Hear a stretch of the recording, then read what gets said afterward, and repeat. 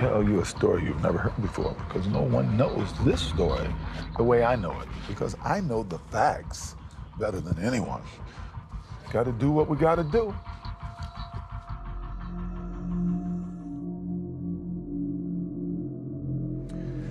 I'm going to tell you a story you've never heard before because no one knows this story the way I know it. It takes place the night of June 12, 1994, and it concerns the murders of my ex-wife, Nicole Brown Simpson, and her young friend, Ronald Goldman. Forget everything you think you know about that night because I know the facts better than anyone. The story you know or think you know, that's not the story, not even close. This is one story the whole world got wrong. Tonight, O.J. Simpson is out of jail and a free man. But did he get away with murder?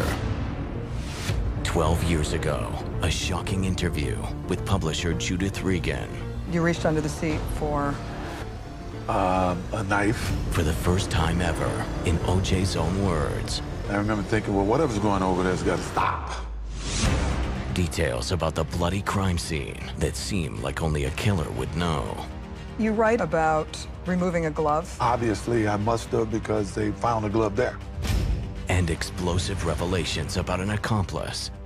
Charlie had followed this guy in, and he brought the knife. Those tapes were lost until now. And I said, well, you think you can kick my ass? And I remember I grabbed the knife.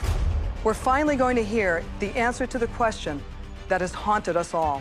What happened on the night of June 12th, 1994? I think everything was covered in blood. It was horrible.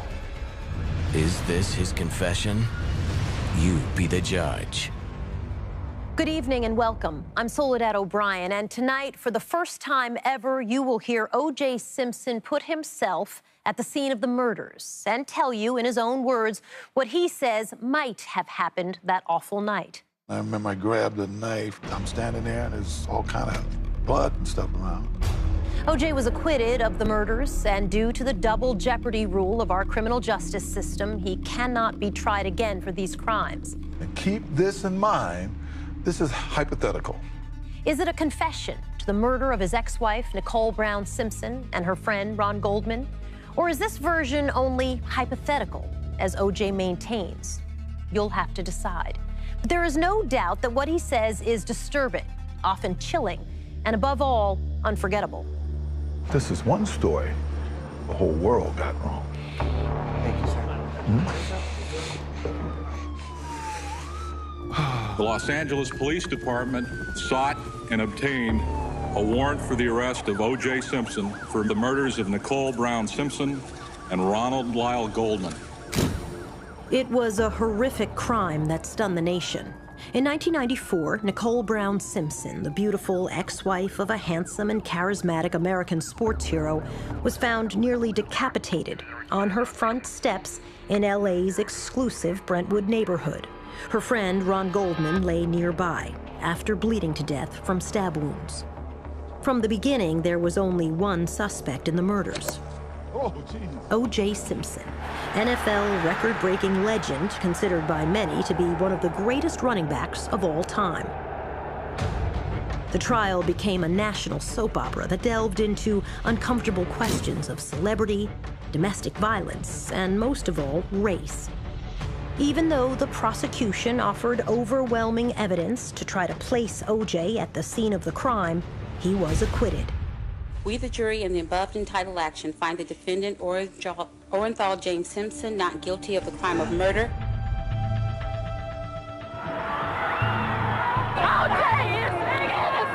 He's guilty. He's got to live with himself, man.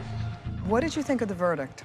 I felt that if there's anything right with the universe, there's no way they can convict me of it. O.J. sat down with the publisher, Judith Regan, in 2006 for what would be his first and only TV interview about his relationship with Nicole and his movements on her last night alive. Regan and Simpson agreed that he would write a book about the killings that she believed would be a bestseller. It was called If I Did It. What do you think people are going to think of this book? Some people say maybe it's blood money. Well, guess what? Every book that was written about this case was blood money. After the victims' families protested that O.J. should not be allowed to profit from the murders, the book's publication was suspended, and this interview with Simpson never broadcast. Tonight, not only will we show you the never-before-seen interview, but Judith Regan herself is here to tell us what she was thinking while sitting across from O.J. Simpson that night. We'll also be joined by one of Nicole's closest friends, Eve Shakti Chen, and Christopher Darden, famed prosecutor of the criminal trial, as well as a panel of experts who can help evaluate what we are hearing from a man who many Americans believe committed these gruesome murders and who walks free today. But before we listen to O.J. talk about the night of the murders, we first need to hear about the relationship between O.J. and Nicole. Let's go back to the beginning. I want to talk about the first time you met Nicole Brown. Yes. Where was it? It was right on Rodeo, a place called the Daisy. It's a little breakfast place. I had actually gone there because my first wife, Marguerite, and I had just realized and decided the night before that it wasn't working with us. O.J. was married to his high school sweetheart, Marguerite Whitley. They had 2 children and a third on the way. At the time he met Nicole, he says his marriage was on the rocks. You know, we had had a trial separation. We had lived together till June, and we realized it wasn't going to work. But she told me she was pregnant. You know, geez, what are you know?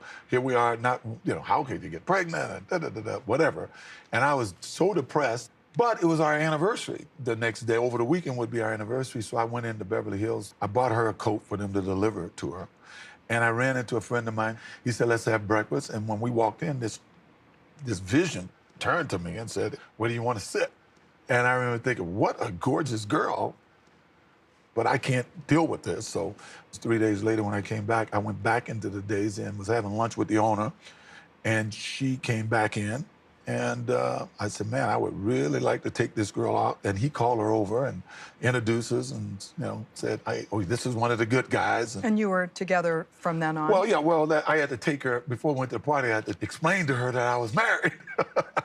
But I wasn't married. You know, it sounded like a line, but after we talked, I think she believed me, and we're together ever since.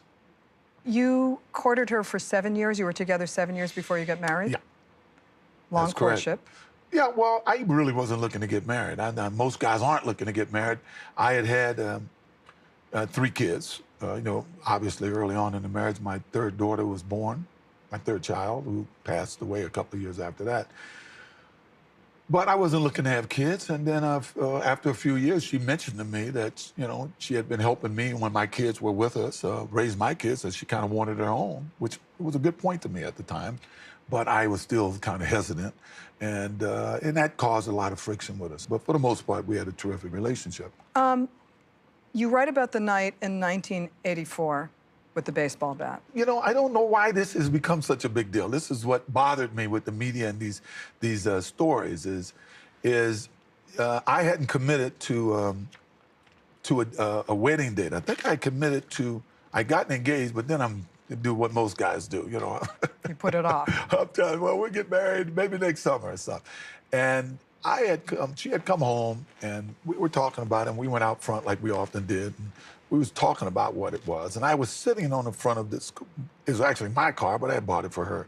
And I had a bat between my legs, and as we're talking, it's bouncing off the tire, and we're just talking. And at one point, it hits the rim, and she says, "If you damage that, you're gonna have to pay for it." And I go, "Well, if I pay for that, I guess I have to pay for this too." And I kind of hit the front of her car, you know. So she went in the house. I don't know what she did when she went in the house, but I mean, it's my car. I pay for everything. So I pay for everything around here, right? She knew he had a volatile temper, but Nicole Brown married O.J. anyway, hoping that he would mellow once they started a family. When you got married, when you finally did it after 7 years, were you fully committed? Yes, I was. And she wanted her own children. Yeah. You write about that. Yeah, as a matter of fact, once we got married, as I pointed out, we went on our honeymoon to get pregnant, and she got pregnant on the honeymoon. Yeah. Were you happy about that? Yeah. At that point, yes. Their first child was a girl, Sydney, and Nicole basked in motherhood. But for O.J., it meant having to share his wife's attention. So Nicole has Sydney, Yes. What kind of a mother was she? Because you write She was about this a lot. incredible mother. She was almost too attentive, if you can be too attentive. In what way? You couldn't get her to go anywhere, you know. Couldn't go out to dinner because she couldn't leave the kids. And it became a problem. I had worked with Judith Regan, Nicole's mother. We had come up with all kind of schemes to try to get her to leave the kids, you know. And I said, we just need a weekend to go somewhere, you know. And it was almost impossible. If we went out to dinner, she'd be calling back. So she was totally involved in the kids' life. She was a terrific mom. You write in the book that Nicole changed after your son, Justin, was born. Yeah. In what way did she change? Well, she always had a thing about her weight, and that became an all-consuming thing, right? Right. Her mother, the first advice her mother gave me, the first night we met, was, OJ, don't let her put on weight. She's miserable if she puts on weight. So that became a major thing. She had heard rumors of me having an affair or something, which unfortunately was true. And that didn't help the situation at all. The first time we were ever apart was when I went back to New York that fall for NFL Live, visited back and forth. I didn't know it at the time, but she had kind of had a fling herself, you know. And you also had your flings. Yeah. Eve, can I get you a tissue? Yes, please. Can we thank grab you. a tissue, guys? Why does this make you cry? Just the kids, how much she loved the kids. Did she want to be a mom? Oh, gosh, yes. And she was such a great mom. And, you know, just to think that the thing she would have wanted the most was to have seen them grow up.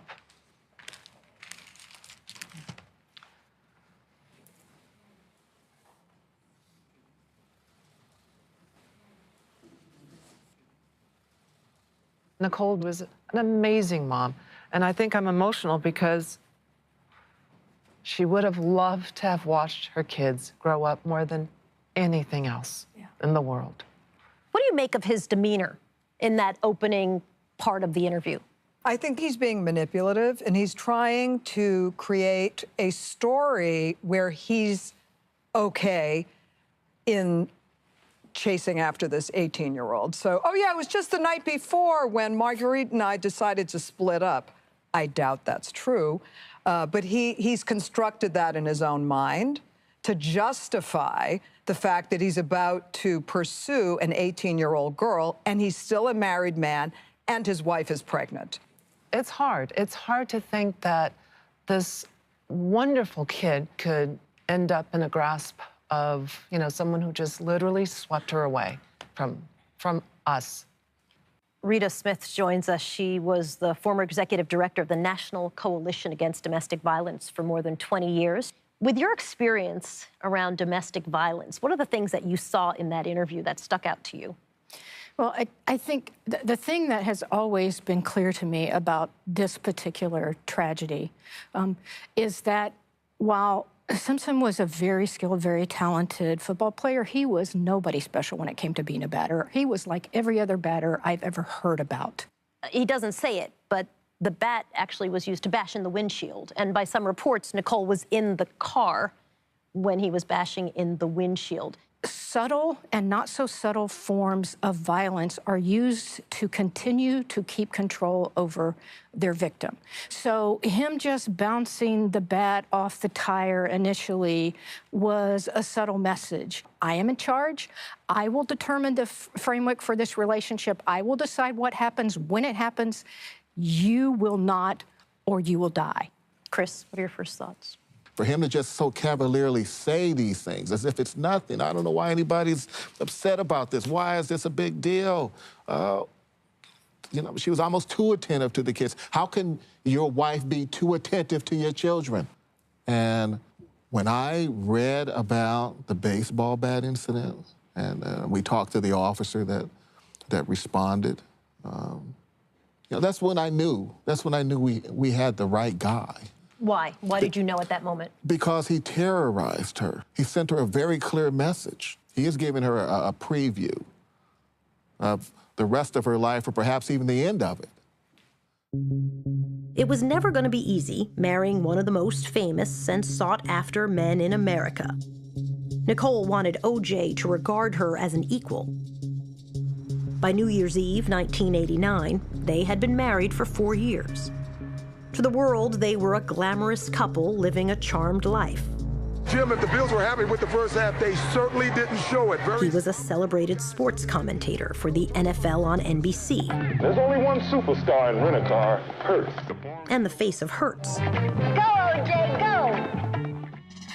And there was his blossoming career as an actor in movies and on television. But behind closed doors, the Simpsons' marriage was tumultuous. Talk us through what happened on New Year's Eve, 1989. To me, and when I look back in my life, other than the deaths of my loved ones, along with Nicole, my daughter, my mom, I always said it was the most depressing and sad night of my life because we had been to a New Year's party. We were home. We were both, sort of intoxicated. We were very affectionate. But somehow in the middle of this affection, she asked me about some earrings. That night, the Simpsons had been partying with O.J.'s friend, the pro football star Marcus Allen, and his then-fiancée, Catherine. O.J. says it was a comment from Catherine that made Nicole suspect he was cheating. Turned out she had misunderstood Marcus Allen's fiancée, Catherine, that maybe I had bought Nicole some diamond earrings, but since she didn't get them, I obviously bought diamond earrings from someone else. Now, I didn't know this until after that night because other than being very pushing me off her and going out the room and yelling and screaming, she wouldn't say what it was about except something about the earrings. And I locked her out of the room, and somehow she finds a key and come back in the room.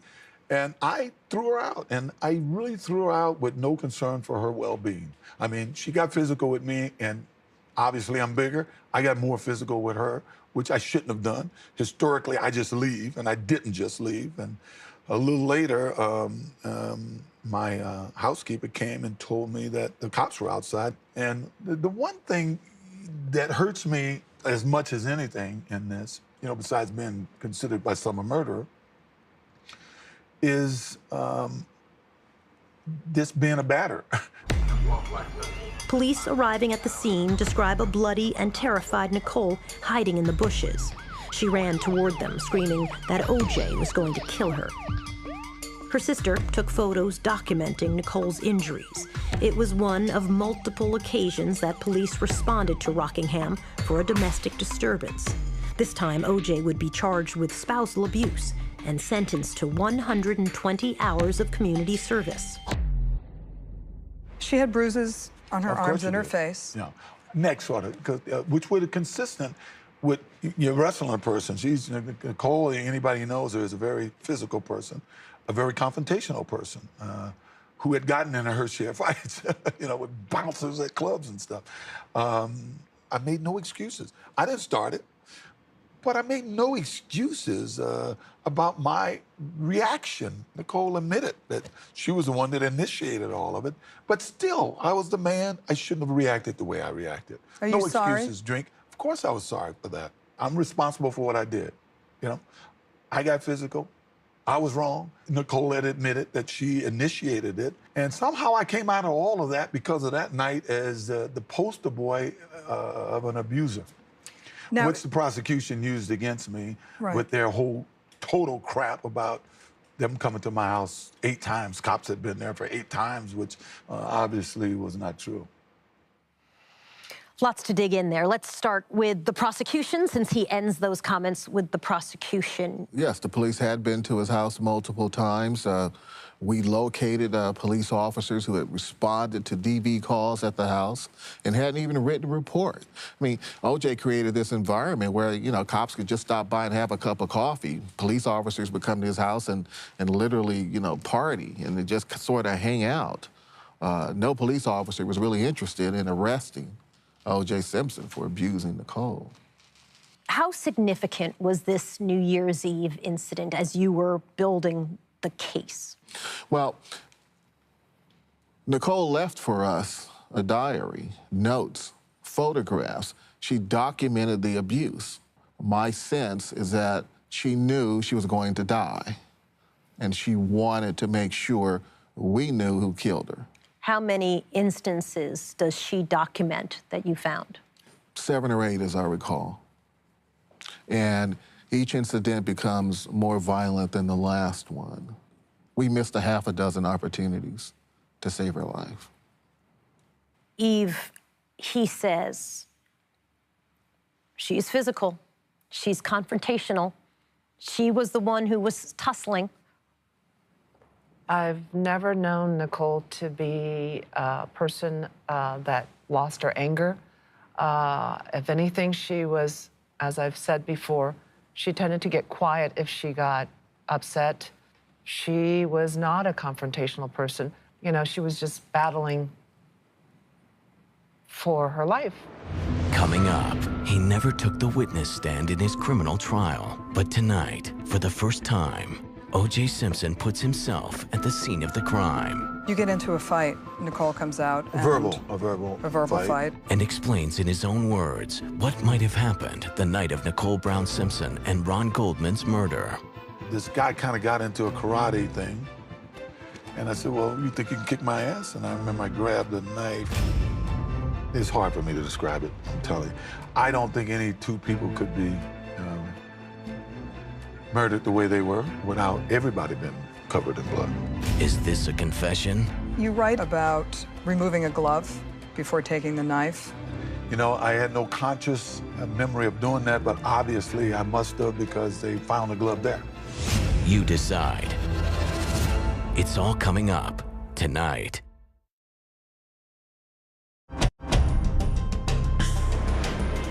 Welcome back to this extraordinary television event. Tonight, you are hearing O.J. Simpson from a never-before-seen interview he did in 2006 with publisher Judith Regan. I'm responsible for what I did. I got physical. I was wrong. Nicole had admitted that she initiated it. And somehow I came out of all of that because of that night as the poster boy of an abuser. The Simpson marriage was turbulent from the beginning, and things seemed to go from bad to worse.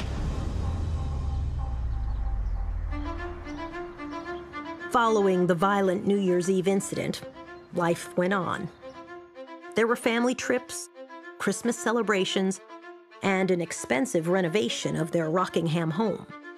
But Nicole's friends and family say she had reached a breaking point after years of physical abuse and infidelity. And in January 1992, she told O.J. she wanted a separation. She didn't really want a divorce, she just wanted to separate. And I pushed the divorce. I said, no, we're gonna get lawyers because we'll have at least 10 months to decide if it's gonna become a divorce or not. If we want to change our mind, we will, but I'm not going to go through 10 months and then decide to get a divorce and go through 10 more months. Nicole rented a 4-bedroom house for herself and the children on Gretna Green Way, half a mile from the home she had shared with O.J. on Rockingham Avenue. When she asked for the separation in 1992, you write in the book, I felt like I'd been kicked in It was shocking. It was absolutely shocking. Her and her mother had been to New York a few weeks before that. She had talked about how happy she was. She had gotten her body completely back. She was looking great. She was finally wearing all her fancy stuff. Well, I realized, no, it was because she had a boyfriend. I didn't know this at the time. That must have really got you I right. didn't know she had a boyfriend. Of course it hurts. I didn't think it would happen, and for 2 or 3 months, I pursued her to no end until I saw her with another guy. And at that point, what are you going to do? A girl's with another guy? I mean, you'd be an idiot. O.J. had hoped they would eventually reunite. But with Nicole dating other men, he didn't contest her when she filed for divorce just 2 months after separating. In divorce court, there was testimony about the couple's history of domestic violence. One of Nicole's therapists said it's no secret Nicole was battered regularly all the time. How do you respond to that? Well, Nicole made it clear during our divorce, under oath, I might add, that this lady was crazy. She had told me, this lady's crazy. She wants me to say these things about you. And she wouldn't do it. That's why she wouldn't take the stand at our divorce, because they wanted her to say these things to get more money in the divorce. And what people don't realize, that under oath during her deposition, when they asked if I had ever been physical with her, and this is at a time she's trying to get in my pocket, and this is at a time she's been advised, say this, and it's going to help. But she wouldn't lie. That's the great thing. She wouldn't lie about it. And she told him under oath that that was the one incident that I was physical with her. Was Can she we make afraid? a deal? No, Was she she wouldn't afraid? lie. It's just that she wouldn't lie. You know, she wasn't going to lie in front of me and on the stand. When I'm you- not being afraid. There was nothing to be afraid of. What happened next showed Nicole's fears may have been well-founded. Even as the couple waited for their divorce to be finalized, Nicole's close friends say O.J. began stalking her. One incident occurred while she was on a date with Keith Zlomswich, the owner of Mezzaluna, a popular local restaurant. You write in the book about Keith and Yeah. that night. Tell me Yeah. that scene and what happened. A lot of this I didn't find out until after, right? From her closest friends, after my trial even, because I didn't see these people, right? We had once in a while seen each other. She'd come by the house, and so it wasn't like we didn't have relations in the early part of our separation. So I had run into her, which they tried to say was stalking, because her and some friends were at a opening of a restaurant. I was there with like 16 people. So I'm like, if I'm stalking you with my crew. You know, we were all there too, you know. And I saw her, and I went over and spoke to her and her group. Then I went out with my group to a party, but on the way home, I said, I'll see if she's home, because if she's still up, I don't know how late she stayed out. And, you know, maybe, you know, I can get something. In any event, as I approached her front door, she has a window right along the walkway there. I can hear something, and I can see movement, and when I look, I can obviously see she was involved in something. I didn't know who it was with or what, and I hit the door and left. When you knocked on the door, No, I just hit the door. When you hit I the wanted door, them to be aware that somebody's around and maybe they'd move or something. That's all. I didn't even look. I just hit the door twice and left. It's funny, I realized when I got home, maybe for the first time since we separated, I slept like a baby. I mean, it's weird. It's really weird. I think what you do, you worry so much about something like this happening. That's what had me worried. That's what I didn't want to have. That's what I couldn't picture at night and would make me wake up. And I was reading all of these books about how to heal a broken heart. And from that moment on, I was fine with it. The next morning, O.J. returned to Nicole's house to confront her in the presence of her lover. Here's how he describes the conversation. But the next day we talked about it, and that's when, you know, we had promised each other when we separated that one of us was going to get involved with anybody, we would alert the other one. Right. She said it was a mistake, we had been drinking and da-da-da-da-da. And I said, well, why did you tell me that this was the nature of your relationship with this guy? Jim Clemente joins us. He's retired FBI supervisory special agent and a profiler, and also a former prosecutor for New York City Law Department. It's nice to have you with us. Okay, he starts by saying, almost, it's ridiculous, they called it stalking, and then goes on to specifically describe a stalking incident. Right, and then he goes on to say that, well, if I was stalking her, I was doing it with my crew. Exactly, because you know how to cover your tracks. You know, there happened to be a window there, and I accidentally looked in, and there was something going on, I didn't even look. He saw very intimate details, which he then told Nicole, I know because I saw you doing this. Doing what?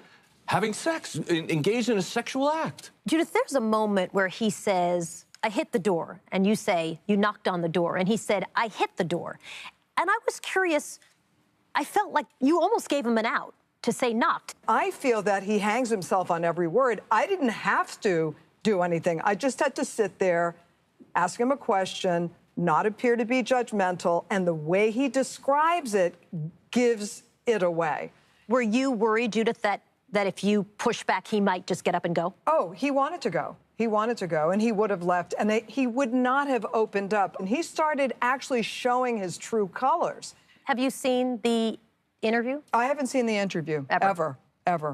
No one has seen this interview before.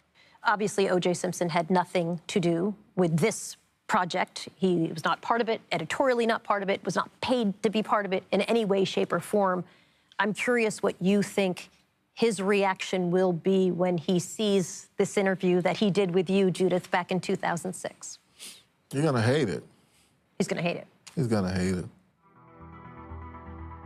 Nicole was actively dating, and so was O.J. He had women coming and going, including the day after catching Nicole with someone else.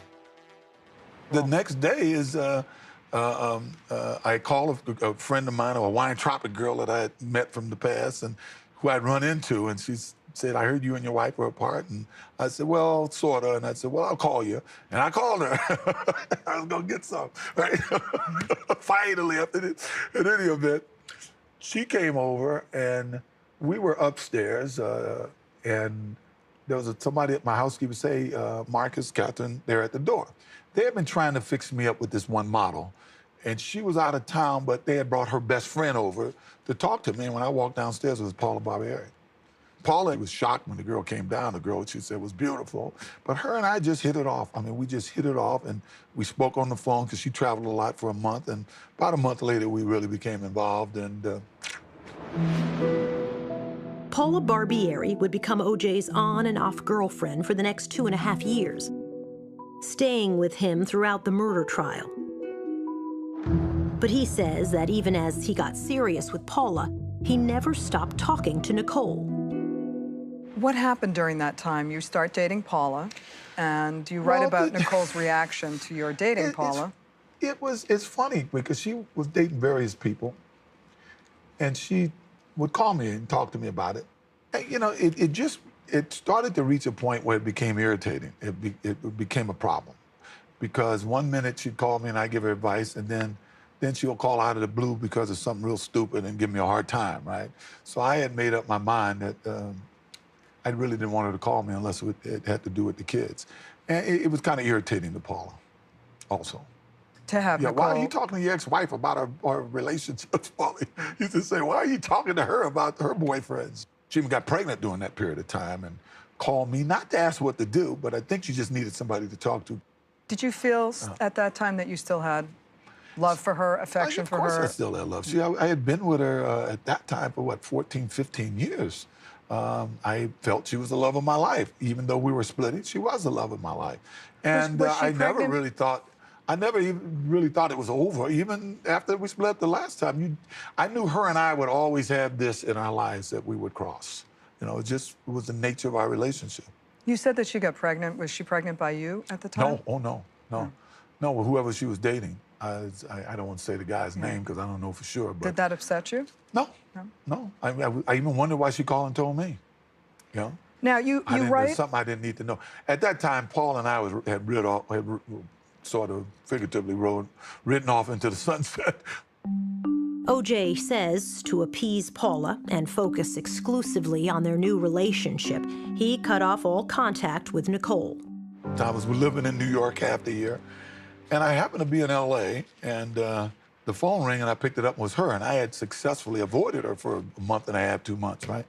And she says, hi, and hey, how you doing, and why are you avoiding me? I said, look, it's not that I'm avoiding you, I just don't want to hear the stuff. And she said she needed to speak to me, and I finally said, okay, speak. No, I need to talk to you to speak to you, and I said, you know, look, let me call you back. I got to take this other call, which was no call. I went back to sleep. Shortly after that, my kids ran into the house and ran in and gave me a hug and gave me a letter as well as tapes of our wedding, and ran out to their playground that I had built for them in the front. And when I went out to be with the kids, she was there. So I figured I can't keep avoiding her, right? So I went over and said, okay, what do you want to do? Well, let's take a walk. So, 2, 3 steps, she said, I want to come home, I missed you, I love you. And I was like, how could you love me? You haven't seen me. We barely seen each other in the last 8, 9 months. And what do you mean you love me? She said, well, I never told you I didn't love you. I said, yeah, but you said you weren't in love with me. I'm sure a lot of guys have heard this, right? And it made no sense, but I kind of let her know that I wasn't interested in getting back together. But I did think we should spend time together with the kids, which I would do when Paula was out of town, right? O.J. claimed it was for the kids that he and Nicole began to spend more time together. But sometimes just the two of them went out alone. He recalls one evening that would change everything. She was alone, and she looked lonely, and I said, let's go have a bite to eat. I was telling her about Marcus Allen's fiancée, Catherine, who was getting married. I was hosting their wedding at my house, and Nicole was crying, and then it got to the point, I said, well, it can't be that sad, right? And she said that Marcus was not my friend. And I didn't quite understand what she was saying. Then it kind of dawned on me. I said, did something happen with you and Marcus? And she says, yes. And I said, check. Can I have a check, please? When I asked her, why did you tell me this? She said, well, he keeps calling. He won't leave me alone. And I said, well, threaten to tell Catherine. Threaten to tell Catherine. How did you feel about Marcus Allen? This is your friend. Well, Marcus came over when he came back in town and apologized. My lawyers were very upset with me that I hadn't told them that, because they said, these guys are trying to paint you as a jealous, crazed guy. And did this really happen? I said, yeah, it happened. You know, everybody knew it happened. Nicole's best friends knew it happened. To this day, Marcus Allen denies that he ever slept with Nicole, but O.J. insists that he did. How did that make you feel? That night ended, well, hey, I wasn't married to her. I thought it was wrong because she had always been, really, honestly, she had always been the moral compass of our group of friends. I was a little baffled. And that night, actually, after I dropped her off, something really kind of happened that night that started my downfall as I think about it, but I prefer not to talk about it here. What happened? Right now. I really don't want to talk about it here. I really don't. Okay. Yeah. What happened, O.J. claims, is that he and Nicole slept together, which he wrote in the book was like an addict having a relapse. The couple, now divorced, agreed to continue living apart, but try to reconcile. For the next few months, sometimes he spent the night at her place, sometimes she at his. But the calm didn't last. 911 emergency. Can you get someone over here now to 325 Gretna Green? He's back. Okay, what does he look like? He's O.J. Simpson. Wait a minute, we're sending the police. What is he doing? Is he threatening you?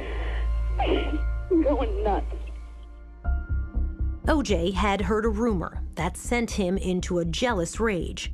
That Nicole had been hosting parties where there were drugs and group sex. If she was being influenced by drugs or anything, maybe she might have been making the wrong decision. I just know I didn't want any of these people around my kids. Okay, has he threatened you in any way, or is he just harassing you? You're going to hear him in a minute. He's about to go see. Okay, just stay on the line. I don't want to stay on the line. He's going to beat the Wait a minute, wait. Just stay on the line so we can know what's going on until the police get there, okay? Okay, Nicole? Uh-huh. Doing that 911 tape that everybody hears me yelling, I'm saying I don't want these girls around my kids. And that's the only thing that argument on that 911 tape was about. I went to her house and read her that riot act. What does he say? Okay, the kids are sleeping.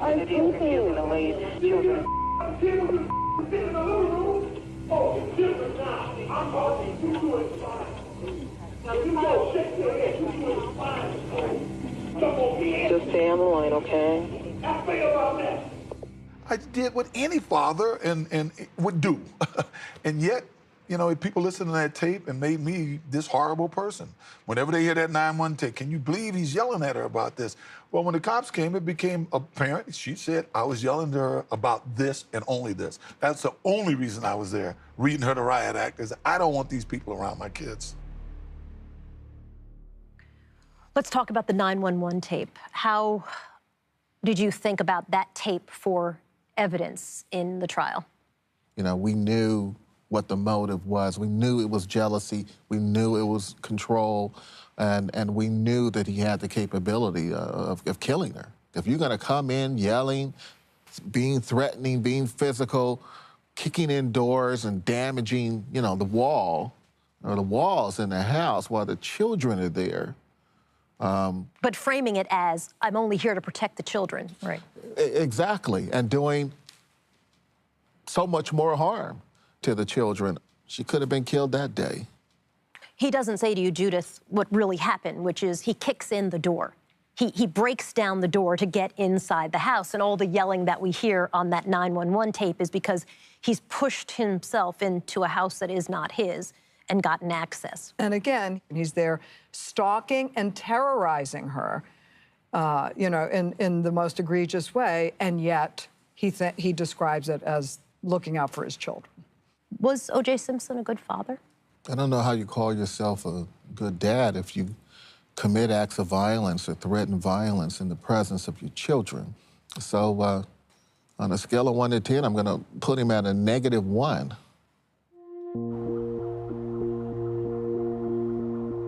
For the next 7 months, the couple resumed their relationship, walking the red carpet at a movie premiere, showing up at an NFL game, and going on family vacation with Bruce and Kris Jenner. But Nicole was exhausted.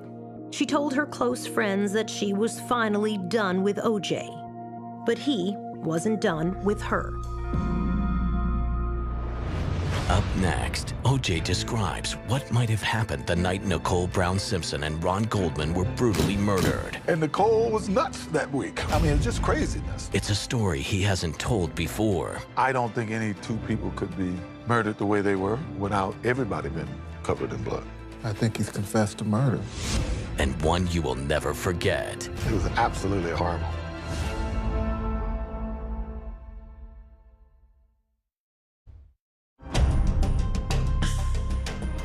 Welcome back to O.J. Simpson, The Lost Confession. Let's listen as O.J. Simpson describes what he did on the night his ex-wife, Nicole Brown Simpson, and her friend Ronald Goldman were savagely murdered. Nicole, now 35 years old, made a decision that the unhealthy cycle between her and O.J. had to stop. On May 22nd, 3 weeks before her murder, Nicole returned an expensive birthday gift that O.J. had given her, telling friends, "I broke up with him. I finally feel free. I told him I can't be bought." On June 10th, she went property hunting in Malibu, hoping to put some distance between herself and the man who wouldn't let her go. 2 days later, she would be dead. You are about to hear O.J. Simpson talk about what he did on the day his ex-wife was murdered. Let's talk about the day of June 12th, 1994. Yeah. Tell me about getting ready for your daughter's recital. Just take me through the day. It was a long week. I had been to 3 or 4 cities that week. I was totally exhausted. My friends in New York tried to get me to stay in New York that Friday, play golf Saturday, and then go straight to Chicago where I had to be Monday morning. But my daughter was having a recital, and I had already missed, I think the week or 2 before, I was out of town, and I had missed something. I forget what it was, something that my daughter was having. So I couldn't miss this. So I said, I got to be there for the recital. And I flew into town, and I just wanted to go there, see my daughter, and leave. And I talked to Nicole briefly that day. She had called and asked if I could get there early and hold seats. And I said, I don't think so, which she did. And when we got to the recital, she had actually held me a seat with her and the 2 kids, right? There was something that you write in the book about what Nicole was wearing. Yeah, you know, it was almost like she was trying to be a teenager again. You know, dating all these much younger guys, wearing the shortest, tightest thing she was wearing. And sometimes you think something is inappropriate, but you don't say anything. What am I to say? Tell her what to do, you know? So you're at the recital. Yeah, I was just exhausted, but everything was cool. And during one of the breaks, Dr. Fisherman pulled me aside, and Cora Fisherman is Nicole's best friend. His daughter's my daughter's best friend to this day. And Dr. Fisherman said, man, Juice, you won't believe what's going on. These girls, he is telling me that they had fights, and Nicole was nuts that week, right? I mean, it was like, what are these girls doing? I mean, it was just craziness, what they were saying. And I said, man, get away from them. I tell you, these girls, whatever's going on is bad, you know? And this comes right after a week previous to this. Her best friend, Cora, had come to my house in tears, begging me to do something to get Nicole away from the people she was hanging around. Somehow the prosecution didn't want that in the case, right? I don't know. I was upset. It upset me. The Brown family, Nicole's parents and sisters, were also at the recital, and there were plans for a family dinner afterwards at Mezzaluna, that local Italian restaurant. They recall O.J. asking to come along, but Nicole said no. What kind of frame of mind are you in when you leave the recital? I am tired. Irritable? I don't want to sleep. I'm irritable. When you get tired, you get irritable. And you write about chipping golf balls into the neighbor's yard. You write, usually when I pick up golf balls, the world disappears, but this time I couldn't get her out of my head. Yeah, I'm thinking about my kids and what Dr. Fishman mentioned to me. What comes next is O.J.'s hypothetical account of what he says happened on the night of the murders. So, Judith, how did you shape this conversation around the hypothetical? Why hypothetical? He felt that if he could claim that it was hypothetical at this point, he would have deniability with the children. That was what he said. But from my point of view, who would possibly do this, even as a hypothetical, unless they had committed the murders? O.J. Simpson never took the stand at his criminal trial and has never given an interview about his actions on the night of the murders. That is, until now. Listen closely for the next 6 uninterrupted minutes. O.J. puts himself, hypothetically, at the scene of the crime. The chapter 6, is called The Night in Question. And you write in the book, now picture this and keep in mind that this is Purely hypothetical. hypothetical. Yes. Why don't you tell me what might have happened on the night of June 12th, 1994? And let's just walk through the night. Well, first of all, this is very difficult for me to do this. It was very difficult for me because it's hypothetical. I know and I accept the fact that people are going to feel whatever way they're going to feel. You know, they're going to, you know, whatever they want to feel. In the book, the hypothetical is... Charlie pulls that up. Charlie. This guy, Charlie, shows up, the guy who I had recently become friends with, and I don't know why he had been by Nicole's house, but it told me you wouldn't believe what's going on over there. And I remember thinking, well, whatever's going on over there has got to stop, right? So we kind of hooked up together, and you know, I'm kind of broad-stroking this. We go over, get in the Bronco and go over. Let's just go back and do the details. Where did you park? This is the detail. You park in the hypothetical in the alley. Right. You park in the alley. Yeah. And you put on a wool cap and gloves. In the hypothetical, I put on a cap and gloves. Right. Yeah. And you reached under the seat for? A knife. I always kept a knife in the car for the crazies and stuff because you can't travel with a gun. And I remember Charlie saying, you ain't bringing that. And I didn't, right? But I believe he took it. Charlie took the knife? Yeah. In the book. Yeah. Yes. So the back gate, you go through the back gate? Yes. And it was open or broken or? I don't recall. Okay. I go to the front and I'm looking to see what's going on. And I can see that it appears like Nicole had candles all the time. She really did, to keep her overhead down, I think. And music was on, and while I was there, a guy shows up. You know? So Ron Goldman comes in the back gate. Yeah, a guy that I really didn't recognize. I may have seen him around, but I really didn't recognize him to be anyone. And in the mood I was in, I started having words with him. He says to you, I just came by to return a pair of glasses. Judy left them at the restaurant. Yeah, words to that effect, yes. And he was I don't know if I believed it or didn't believe it. It was pretty much immaterial because, you know, I was more concerned about everything that was going on, you know, and was fed up with it, I guess. And you get into a fight. Nicole comes out. And a verbal fight. Got a little loud, and by that time, Nicole had come out, and we started having words about who is this guy, why is he here, what's going on. And she says, this is my house, get the F out of here. Yes, and which I didn't like because, once again, this is the same person, and if you read the book, you'll see some things that happened in the 2 weeks leading up to this that were very, very irritating, you know. And I think Charlie had followed this guy in, wanted to make sure there was no problem, and he brought the knife. As things got heated, I just remember Nicole fell and hurt herself. And this guy kind of got into a karate thing. And I said, well, you think you can kick my ass? And I remember I grabbed a knife. I do remember that portion, taking a knife from Charlie. And to be honest, after that, I don't remember, except I'm standing there and there's all kind of stuff around and What kind of stuff? blood and stuff around. I hate to say this, but this is hypothetical. I'm sorry. Right. I know we got to back up again. Right. That's okay. I'm going to back up. This is hard. This is hard. To, I know. I'm going to back up hard to try to make people think that I'm.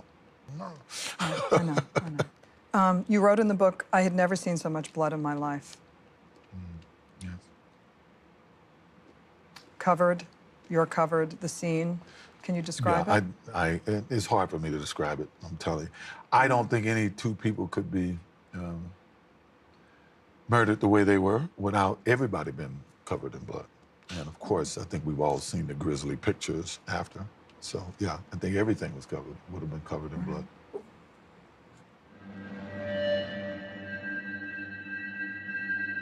And what goes through your mind at a time like that? I don't know. It's like, what happened? You write about removing a glove before taking the knife from Charlie. I had no conscious memory of doing that, but obviously I must have because they found a glove there. And blacking out. Have you ever blacked out before? Not to my knowledge. No. No. Of course, if something like this would take place in anybody's life, if it were to happen, I would imagine it's something that you would probably automatically have trouble wrapping your mind around it. It was horrible. It was absolutely horrible.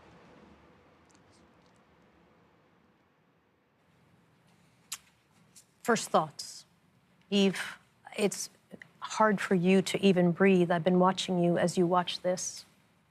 I have nothing to say about this. Absolutely nothing. Chris? Well, I think he's confessed to murder. I think he's confessed to murder. And if I'd known he said this in 2006, I would not have objected to the release of this video. I don't think that there's any question of his involvement and that he is the person who is wielding the knife. I mean, he may try and describe it as a hypothetical, but of course, it becomes I did this, I felt this, I saw this. This notion of Charlie, I think Charlie is OJ. This is no hypothetical, this is reality. Judith, who the heck is Charlie? I don't know who Charlie is. I wanted him to talk. For me to start interrogating him and pushing him, I felt he would get more agitated, and he kept threatening to leave and not to finish the interview, and I really wanted him to stay. Let's listen again to this disturbing portion of the interview. I remember I grabbed a knife. I do remember that portion, taking a knife from Charlie. And to be honest, after that, I don't remember, except I'm standing there and there's all kind of stuff around and What kind of stuff? blood and stuff around. I think, and Eve, I'm sorry, but I do want to go through what the coroner says happened, because I think it's important to understand the specific details. It was not as he describes exactly. Nicole didn't fall. She was hit on the head with the handle of the knife, according to the coroner. She was stabbed 4 times in the neck as she lay on the ground. Ron Goldman arrived, runs towards her. He's grabbed by the killer, who jabs him in the face 5 times with the knife and then slits his throat. He gets loose, but there's a perimeter fence, so he's blocked. And so the killer is able to catch him again and plunges a knife into his side, and he severs his abdominal artery. There are defensive wounds on his hand, so he was trying to protect himself. And the killer alternated between the victims, pulling Nicole's head by the hair and cutting very deeply into her throat, and then going back over to Ron Goldman, who, according to the coroner, was probably dead at that point, and stabbing him. Your office described it as overkill at the time. Those details, I think, matter because they go to the viciousness of what happened that night. 37 years in criminal law, I've never seen a crime scene as horrific as this one. Do you think this is a confession, Judith? Absolutely. There's no doubt in my mind. How he chose to do it is the way he chose to do it, but he did it.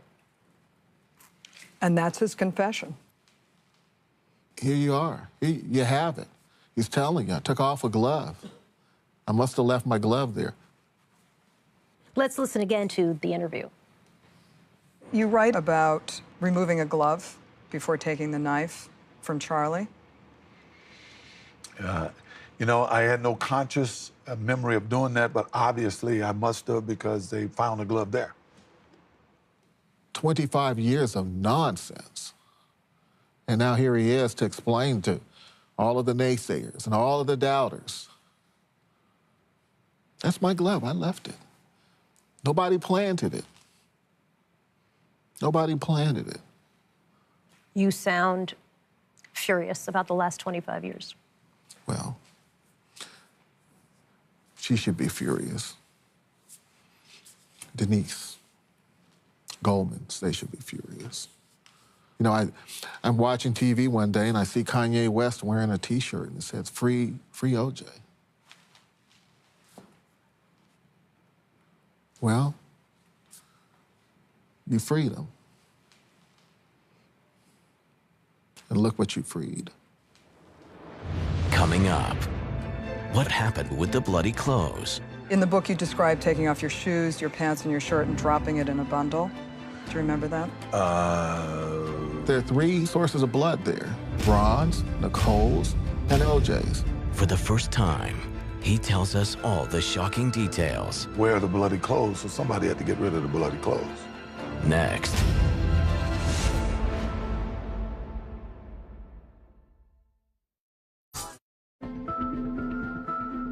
Welcome back to this never-before-seen interview, in which O.J. Simpson has already revealed staggering first-hand details about the crime scene, which he says are hypothetical.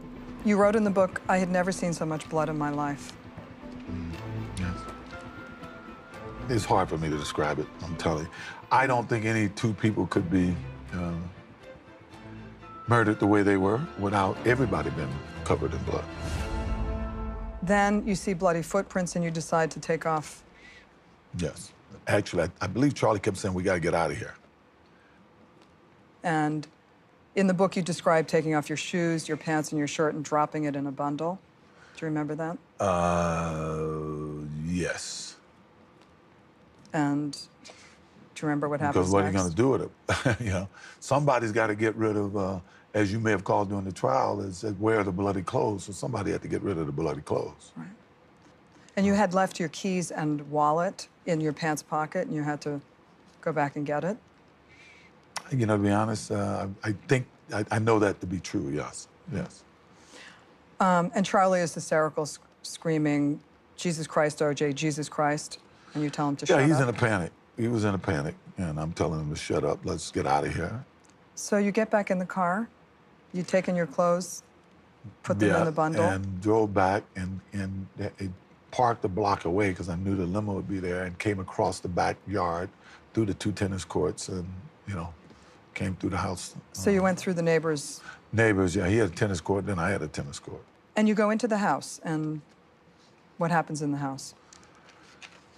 I ran upstairs to take a shower. I actually ran upstairs and took some of my bags and came back downstairs and put them out front. O.J. was due to catch a late flight to Chicago where he was scheduled to play in a Hertz golf tournament the next day. And then I get dressed and I come back down. And then you get in the car and go to the airport. That's correct. You sign autographs? Yeah. And you wrote in the book that you were asleep before the plane took off. Virtually, yeah. Early the next morning, O.J. was awakened in his Chicago hotel room by a call from the LAPD. When did you cut your finger? To my knowledge, really, when I got the call the next morning, and this is the truth, when I got the call the next morning saying that Nicole had been murdered, was killed, was dead. And I kept saying, what do you mean dead? Killed, or whatever the words they use. I said, what do you mean? And as well, we can't tell you anything. We're still investigating, but where are you? And when can you get back here? And I think I actually went in the bathroom and it was dawning on me. I didn't really throw a glass. I just was, and when I was putting it down, it just smashed, Police believed that the cuts on O.J.'s hand probably came from the fingernails of one of his victims. I went downstairs. I was bleeding at that point. I went downstairs and asked the lady on the desk for a Band-Aid. And I knew I signed so many autographs, and even when I had arrived the night before, there was people, and I signed autographs, and I knew I wasn't bleeding in any way at that point, but I knew when I was leaving I was. And I ran to the airport, and I ended up forcing my way on a plane. It was sold out, and somehow I told them that my wife had died, and I got to get out of here. And they got me on. You write in the book about speaking with Nicole's mother and her sister, Denise. Yeah. Do you remember what that conversation was? I think Denise yelled at me something once. Yeah. You wrote in the book that Denise yelled at you, Yeah. you brutal son of a bitch, you Yeah, killed her, something like I know that. you killed her. Yeah. And what did you say to her? I hung up. Yeah. Denise and I never really had much of a but then again, she didn't have much of a thing with Nicole. There was a lot of jealousy there. Let's start at the beginning. And Chris, since you know this timeline of the crime so well, what do you make of O.J. Simpson's version of what happened next? What people need to remember about that crime scene is that there are three sources of blood there, three sources of DNA on those bodies, and in that Bronco, and it's Ron's, and it's Nicole's, and it's O.J.'s. So when he says that he didn't begin to bleed until he got to Chicago, that's a complete lie. And then when he talks about the cut finger, he says, now this is the truth. Right. I'm curious what that signaled to you. When somebody's speaking the truth, they're just conveying information. Somebody who's lying has to then convince you that this lie is true, so you'll get overselling. I wanted to ask you, Eve, at the end of that segment, he says Nicole and Denise didn't have much of a relationship, and then takes a dig and says jealousy. She's always been protective of Nicole. They were Mutt and Jeff growing up. There's no such thing as jealousy between the two. That's just laughable. So then what's the point of saying that, right? He goes out of his way to take a dig at Denise. Well, because, Denise was one of the folks pointing the finger of guilt at him. So, it's just a little payback. That's just the kind of guy he is. So the police now are obviously eager to interview O.J. Simpson, and he heads back to Los Angeles. We're going to hear what he says happened next. Take a look. So you get back to L.A. I get back to L.A. and now we're out of hypotheticals here. Right. I get back to L.A. and my lawyer and my assistant pick me up at the airport, and we're driving. And my lawyer wants me to go to his office. We need to get to the office. We need to discuss what's going on. And I said, no, I spoke to the police officer, and I told him, he told me they needed to see me, and for me to get home as quick as I can. And I said, no, take me to the house.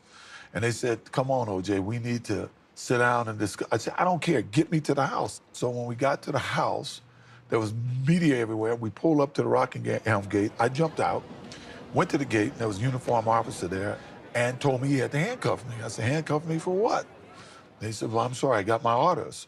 Now, the cops wanted to interview you, and Howard Weitzman says Mr. Simpson is in no condition to talk right now, and you say no. I said, they need my help to find who did this. I don't care. And I've read, I'm a voracious reader. Everybody knows I go through 2-3 books a week, you know.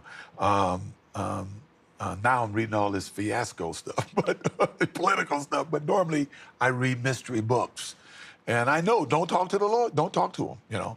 And if you talk to him, you got to make sure it's recorded.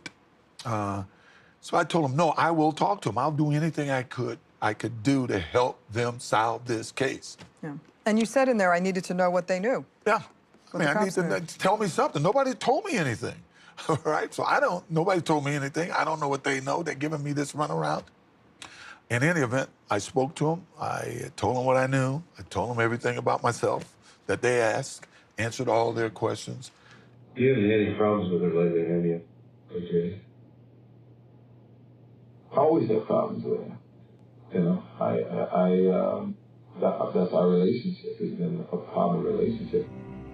Despite being briefly handcuffed, O.J. was not under arrest. And after being questioned by detectives at police headquarters, he was released into the custody of his attorneys. O.J., are you a suspect? David, I told you before he wasn't going to say anything. I know you got to ask the question, but give us a break here. What was the hardest thing for you at that time? That people, you write in the book that you couldn't believe that people thought you were a murderer. It was hard to believe that. It seemed so easy listening to TV that week that it was that easy for people to believe that I could kill 2 people. I thought that my whole life meant something. I thought the type of guy that I had lived my life, being a pretty upstanding guy. I mean, like everybody had my faults, like most men in my position. Sometimes temptations of the flesh is there, you know. But for the most part, I've always thought I was a straight shooter. Mm-hmm. In any event, that was hard for me to accept, that it was so easy for people to believe that. With his house at Rockingham under virtual siege from the media, O.J. sought refuge at the home of his good friend Robert Kardashian, where he was reunited with his children. I want to talk about what you said to your kids the first time you saw them after the murders. Well, you know, I had asked Judy Brown not to tell the kids. I felt that was my place to tell my kids. I had to sneak out of my house the next day because it was like Troy. It was like the siege of Troy there. And a lawyer was able to get me out of the house, and Al Cowlings had gotten my kids, and we had met up on Mulholland Street Drive, and we were going to go to Bob Kardashian's home. And I just recall my kids getting out of the car and running across this Mulholland Drive and jumping in my arms. And I was trying to just find the right time to tell them, right? And right before it was time to go to bed, I read them a story, and I started to tell them about Mom. You know, I wanted to tell them that Mother had gone to heaven. But Sydney said, no, I know, Dad, Mom's in heaven. And I think I was in shock up to that point, but I think that moment is when I broke down. I mean, literally broke down. Because the way she said it, it was not like, it was sort of sad, but not, she had no idea that she had lost her mother. She had no idea how this was going to affect her life. She had no idea that, you know, it was almost like, sweet, Mom's in heaven, you know? And I knew that this would have a profound effect on her life. And I think that was the first time that that the pain was almost unbearable. I want to talk about the wake. And you write, I was so out of it that I actually remember thinking, a wake for whom? Who died? Yeah, I mean, they had put these drugs in me, and they tell me I was asleep all the way there. I don't even remember, like the funeral. I always tell everybody, I don't remember the funeral. I see pictures of Sydney and I kissing. Seeing Nicole and leaning over and kissing her. Yeah, Can you tell me that story? Yeah. Well, no, it was tough. I just remember seeing her there. And I still had so many feelings of, if you're angry with a person upon their death, when they die, it's not like that anger disappears, right? And because of the 911 call, when I'm yelling at her about what's going on, it was like it was almost like I want to say, I told you, didn't I tell you? Didn't I say to you? You know, it's whatever the hell was going on, you know what I mean? Didn't I? So you still got those kind of feelings in you, and you still are trying to deal with, I'm not going to be able to say this to this person. I'm never going to be able to change this person's mind. I'm never going to have an effect on this person again. What did you say to her when you leaned over and kissed her? I don't know if I said anything, to be honest with you. I'm told that that some person said they heard me say, I'm sorry. I just recall Judy Brown pulling me over, looking me in the eye and saying to me, OJ, did you have anything to do with this? And I know I told her no. Okay, so a lot to dig in on that. One of the most chilling things is he's so angry, talking about an incident that happened 7 months earlier. That 911 call is 7 months before the funeral. And he's reciting it as, I told you, didn't I? Right. And he's saying, I'll no longer be able to affect this person or to change this person's mind. That's what he's saying as he's standing over his dead ex-wife's body. He's not thinking about the brutal way she was killed, the suffering. All he's talking about is his anger and his inability to further control her. And when he says, you know, didn't I tell you, didn't I tell you? Didn't I tell you I'd kill your ass if you didn't do what I told you to do? It really sounded like he was saying that, right? Yeah. Again, he blames her, and he's angry at her that he's still angry. And what he's essentially saying is that, you know, after you kill someone, you'd think the anger would go away, but it didn't. I was still angry. He's still angry at her. Absolutely. Control. He had lost control, and so he did what he had always said he would do. He killed her. Now he has no control. It didn't resolve anything for him. No. Coming up. I can't believe what I'm seeing. A nation stands still to watch a celebrity on the run. I was being depicted as a fugitive on the radio. Hey, man, listen to what they're saying about me. What was OJ really thinking inside the Bronco? I was so depressed at that point, and I was having, I would say, probably suicidal thoughts. Next.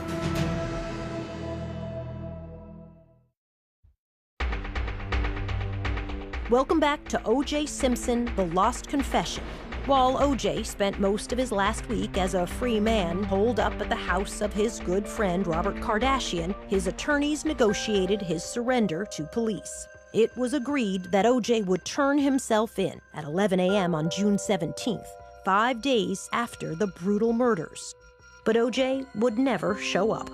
There's a warrant issued for your arrest. When you find out about this, what do you do? Well, once again, I was so depressed at that point, and I was having, I would say, probably suicidal thoughts. All I know is I wanted to see where she was buried, and I wanted the pain to stop. O.J.'s childhood friend, Al Cowlings, known as AC, arrived at the Kardashians expecting to drive O.J. to police headquarters. It was at that time that we discovered for the first time that O.J. was not present. Al Cowlings was not present. And then I told AC, they were waiting to take me to the jail. I said, AC, take me to her gravesite. And then when we got in the car, I'm going to go through that I now. actually said, take me to her house, but when we got there were cops everywhere, so I said, take me to her gravesite. Why did you want to go to her house? I don't know. That's when she was last alive. That's, it was, I hadn't seen it, but I do know I wanted to see where she was buried. I knew I was going to have to, I just knew this was going to be a long ordeal. I was in so much pain, I just wanted it to stop. I didn't think I could bear it, and I kept saying, I can't be locked in a cell right now. My kids need me right now, and da-da-da. And I just wanted the pain to stop. So I said, take me to her gravesite with a lot of thoughts as we were going down there, and talking to AC as we went down there. What did you say? Just talked about life, and you remember that time, and stuff like that, 3 hours after the deadline for surrender had passed, the LAPD held a press conference announcing that O.J. Simpson, having failed to turn himself in, was now officially a fugitive.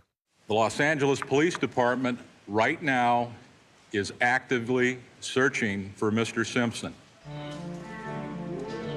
O.J.'s attorneys held their own press conference to read from a startling note that O.J. had handed his friend Robert Kardashian before getting into the car with AC.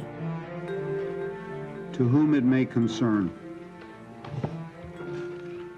First, everyone understand I had nothing to do with Nicole's murder. I loved her, always have, and always will. If we had a problem, it's because I loved her so much. In the note that you left with Bob Kardashian, yes, you write, if we had a problem, it's because I loved her so much. Can you tell me what that means? I loved her to no end, and always loved her.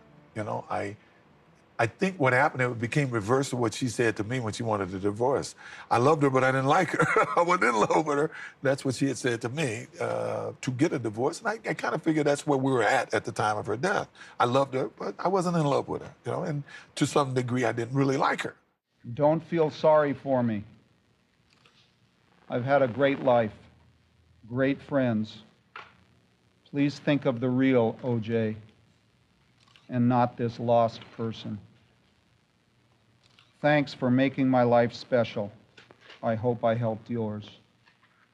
Peace and love, O.J.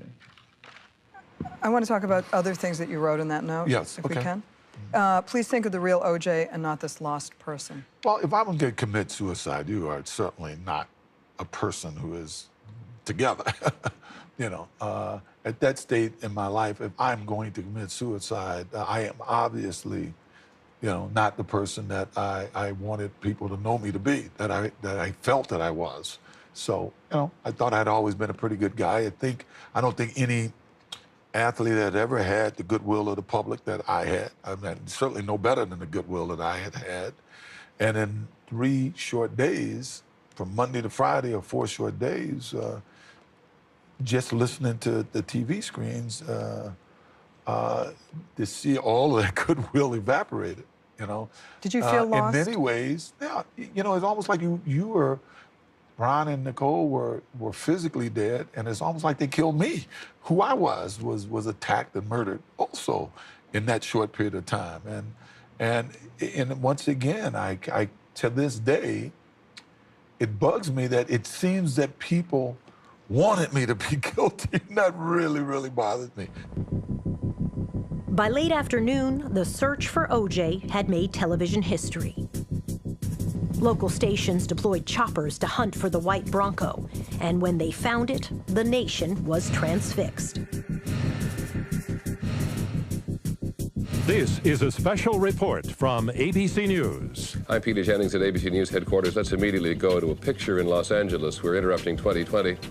The major TV networks went into special report mode, breaking into regularly scheduled programming, even interrupting the NBA Finals. We will send it to NBC News. Here's Tom Brokaw. Thank you, Marv. We are looking once again at pictures of Al Cowling's cars. It makes its way along a freeway in Los Angeles in the south central part of that area. And we are told by the California Highway Patrol that O.J. Simpson is in that car holding a gun to his head. 100 million Americans, virtually half the country, were glued to their televisions. The vehicle is registered to Al Cowling, a former teammate, close friend of O.J. Simpson's, who is a fugitive from justice now. For more than 2 hours, Al Cowlings navigated 75 miles of L.A. freeways with his old friend hunkered down in the back. Driver of the Bronco indicates the subject is in the vehicle and he is armed and he has a gun to his head. All units, stay back. I'm going to go back to the Bronco, and Okay. if you can just give me some of the details of what you said to each other and some of the... Well, going there, it wasn't a lot of conversation, but basically it was just... You had a gun? Yeah, but it was in the bag in the back at that point with the pictures and stuff. The police like to say it was with a passport. I always had my passport there. They said I had $10,000. I think I had like $3 and something and change. As a matter of fact, when I was let out of jail, after my trial, and they were giving me all my things back, all the stuff that was in the Bronco that was mine back. I said, where's the $10,000? Where's my $10,000 that you guys claimed that I had, right? Which was totally false. In any event, what are you thinking? You're in the car. I'm in the back of the, still in the back of the truck, and I can't believe what I'm seeing. Because every time we go by intersections, it was like, where did these people get the time to make these signs, go OJ and stuff? And what was strange is I was being depicted as a fugitive on the radio, but from the side of the roads, it was more people cheering. OJ says what made him snap out of it and decide to bring the chase to a close was pride. I just remember listening to the radio, which I think was Dan Rather. It really saved my life. Right. Because when he said that OJ had a history, police were at their house all the time, 8 or 9 times, that was the first time that week that I kind of woke up. Hey, man, listen to what they're saying about me. I said, AC, this is BS what they're doing here. Get me to my house, right? Take me home. And we immediately called the police. The AC told them where we were going. As AC pulled the Bronco into OJ's driveway at Rockingham, a standoff ensued as a police negotiator urged OJ to put down the gun and exit the vehicle with his hands up. When we got to my house, I saw a sniper on the roof, and you get defiant. They've been telling you this, they've been saying this stuff about you. I got defiant, so I wouldn't get out of the car. I was just mad until I saw my oldest son, Jason, run across the road. And somebody grabbed him. He said, that's my father. And then I say, hey, I got to get out of this car. I don't want him to get injured. The police now know where he is. We have found him. The door is opening, and let's see what happens now. O.J. Simpson is in custody. He has been transported here to Parker Center. He is being booked and processed. That'll include prints, mugshot. He sounds very convincing when he talks about being suicidal and being desperate and being unhappy and wanting to end it. And then when he gets to the part where he says, they killed me. What did you make of that? He clearly was desperate. Physically and emotionally was going through that. I think he was intending to kill himself. But at the end, when he's talking about him, he's basically the victim here. It's people thinking bad thoughts about him, people not holding him up. That's what's devastating to him. He wasn't suicidal, I don't believe, because his ex-wife, the mother of his children, was murdered brutally. He wasn't suicidal because of that, but because his image was damaged. He says he woke up, really, when he realized he was getting bad press in the form of Dan Rather laying out the domestic violence. Domestic violence. That what gets him mad is that people would think he's a wife beater. I think he's a very complicated person. I think he's addicted to the limelight. And one of the things that I noted about his behavior at the time, halfway through the interview, he leaned over to me when we were taking a break and he said, when you came here today, you didn't think you'd like me, but I changed your mind, didn't I? And at no point did he ever acknowledge or really understand the gravity of his actions. So the police take OJ downtown to be booked, put on suicide watch. Listen to how he describes that experience. What was jail like for you? In the beginning, it was tough because I'm a talker. I'm a guy that spends his whole life socializing. And most people don't realize that I was in solitary confinement the full 17 months I was there. One of the sergeants would go out his way sometime to talk to me through the cell, but I had no one to talk to from morning to night. What was that like? In the beginning, obviously it was horrible. You are so at the mercy of your jailers. For instance, the first time I had to make an appearance in court, I looked so bad. I had no tie on, but what the public don't know is they woke me up every 15 minutes. They rattled my cell, turned on the lights. They alleged I was on suicide watch, but all night long, they woke me up. They made sure I sat up in bed and looked at them. Now, you go through that all night long and see what you look like that day in court. And I looked horrible that day in court. Mr. Simpson, do you understand the charges as I've read them to you? Yes. And have you discussed those charges with your lawyer, sir? Yes. At this time, do you wish to enter a plea guilty or not guilty? Not guilty. Apart from his arraignment, O.J. would not be seen again until his trial began 6 months later. You are looking at inmate number 4103970, O.J. Simpson. Up next, O.J.'s reaction to the trial of the century. There's no way they can convict me of this. Why he's still mad at Nicole. I've cursed her. I've been to her gravesite, and why? What the hell? And why he agreed to tell all.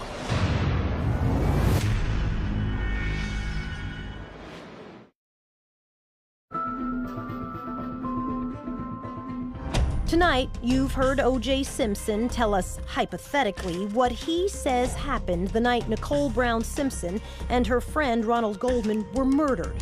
Next, he tells us what he really thought of the trial of the century and why he is still angry with his late ex-wife.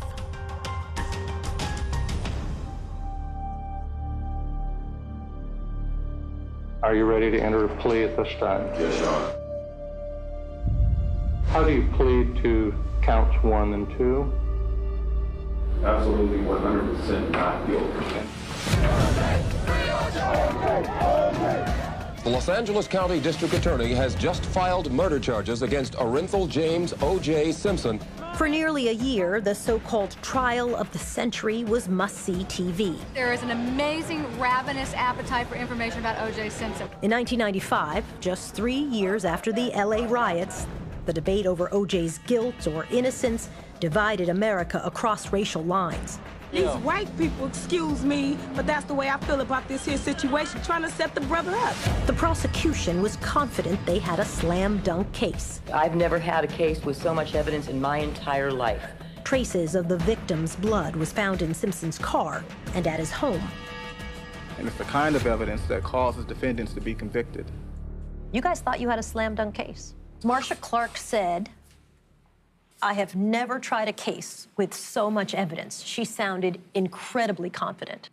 Contrary to what people might think, you know, we were seasoned veterans in the DA's office, and we understood that there's more to a trial than just the evidence. The first time I talked to Marsha Clark about this case, she said, "I have all of this evidence. The only problem now is if I can get someone to believe it." This case is a circus, and they've made it a circus. The mostly African-American jury did not believe it. After Simpson's dream team of lawyers successfully took advantage of a series of police and prosecution missteps, including testimony about a key detective using a racial slur. He said, "The only good is a dead." If it doesn't fit, you must acquit. It created reasonable doubt that O.J. Simpson had committed the murders. All right, Mr. Simpson, would you please stand and face the jury? We, the jury, in the above entitled action, find the defendant, Orenthal James Simpson, not guilty of the crime of murder in violation of Penal Code Section 187A, a felony upon Nicole Brown Simpson, a human being as charged in count. So 11 months of trial. Here's how O.J. describes to you, Judith, how he heard about the verdict. What did you think of the verdict when the jury came back into the room? I felt that if there's anything right with the universe, there's no way they can convict me of this, right? And we're not talking hypothetical yet. That's how I felt. There was a lot of talk that somebody who knew the verdict came to my cell and told me the night before, which is totally BS. Everybody that I came in contact with at the jail, which was run by the sheriff department, told me I was going home from the moment Mark Furman got off the stand. When Van Adder and Furman testified, all the guys at the jail said to me, whoever was watching me at the time said, "You may have did it, you may not have did it, but you're going home." The minute the jury knows these cops are lying, and they're lying, they do not convict if they think a police officer's lying. What was your reaction when you heard I the told verdict? all the lawyers, we met, and I said, I don't want any celebrating. And I told my mother that the night before, and my sisters. I don't want no celebrating because 2 people are still dead, and I don't want anybody celebrating if the verdict is positive towards me. Most Americans continue to believe that O.J. Simpson got away with murder. But some still maintain that he is innocent, a victim of racist cops and the media. And even though he was acquitted in the criminal trial, O.J. didn't get off scot-free. In 1997, a jury found him liable for the double murders in a civil trial. He was ordered to pay the victims' families $33.5 million in damages. The money is not the issue. It never has been. It's been making certain that one man, the man that murdered my son and Nicole, is held responsible by a court of law, and it's happened. Do you feel that you've lived the life of a convicted man in many ways? Thank God the public has not forced me to live that way. The media has tried, but the public hasn't. So what's it been like? It's curious that I go places and the public will come up to me, hug me, ask me how the kids are going. You write in the book, I realized that, with respect to your children and telling your children, I realized that neither of them really understood what had happened to Nicole, let alone the long-term effects that her death would have on their lives. What long-term effect has it had? Well, you know, I may see it in, you know, I don't like talking about my kids. I got to make it clear that, and my kids have told me, Dad, you said you weren't going to talk about us, don't talk about us. But I will go so far as to say this. Sydney especially had enough time with her mother to establish a work ethic. You know, she was accepted in every college that she applied to. They both went to the schools of their choice. They're both in college. For what these kids have gone through, even if they hadn't gone through it, I can't imagine having two better kids. Do you talk to them about their mother? And that's something that my kids ask me not to discuss. It's nobody's business. And just to say that, you know, I feel totally loved by my kids. They know that they're very loved. Sydney Simpson was only 9 when her mother was murdered on the front steps of their home at Bundy Drive. Her brother Justin was 6. They were asleep upstairs that night, and police woke them and took them out the back door so they didn't have to see the crime scene. We don't know what their relationship with their father is like today, but O.J. says he has never tried to erase Nicole's memory. Do you have a picture of Nicole at home on the wall? Yeah. No, it's in the living room. It's Nicole, me, and the kids. It was the last real group picture we took together. So it's right there prominent in my living room. And my kids keep pictures of her in their room. Do you believe in heaven and hell? Yes. Do you believe that you're going to see Nicole someday? Yes, I do. You do? And my mother, my dad, I surely do. And what will you say to her? Hey, you know, I haven't thought of that. I would hug her. She, you know, if there's a heaven, there's a hell, they know. I don't have to explain anything. They know. That's what heaven and hell is all about. Do you ever talk to her in your mind? No, I prayed to her. I've got on my knees and said to her, hey, look, I've cursed her. I've been to her gravesite and why, what the hell? You know, look at these kids. Look at Sydney with no mother. You know, I've done that. I've done that. That is what most domestic abuse partners do. They connect violence and love. May I add something now that all makes sense? Because I remember during that time, the family got a call from the cemetery and said, he's here. And they said, excuse me? And they said, he's here and we're scared because he's screaming at Nicole's grave. Oh, jeez. Just screaming at it. And the family said, well, call the police. Did you know that? No, no. I've never heard that before. You know, he's really revealed himself. Within a year of that 2006 interview with Judith Regan, O.J. was in trouble again. This is the state of Nevada versus Orenthal James Simpson. Arrested in Las Vegas for armed robbery and what he maintains was an ill-conceived plan to recover sports memorabilia that he claimed belonged to him. He was sentenced to 33 years in prison, but was paroled after only 9 and released last October. I've basically spent a conflict-free life. Mr. Simpson, I do vote to grant parole. Thank you. Thank you. How do you think you will be remembered? You know, we talk in this book about hypotheticals. You understand what I'm saying? I mean, everybody is going to give their opinion. They're going to hypothesize what this book means. You know, he was guilty or he was purging his guilt. Whatever you want to take from it, I cannot control it. We cannot control what you think. My friends and family know that. So whichever reason why I did it, you decide. You read it, you decide. Any thoughts? You know, he thinks he's so clever, he's so manipulative, he's all of these things, but at the end of the day, he doesn't really manipulate anybody because who he is on full display. Does hearing from O.J. Simpson bring you any closure? Does that bring Denise any closure? I don't think you can bring closure unless you can bring Nicole back. All I really care about is that Nicole gets a decent understanding here. What would you like people to remember about Nicole Brown Simpson? Just the sweetest, the most decent, the moral compass of a lot of us.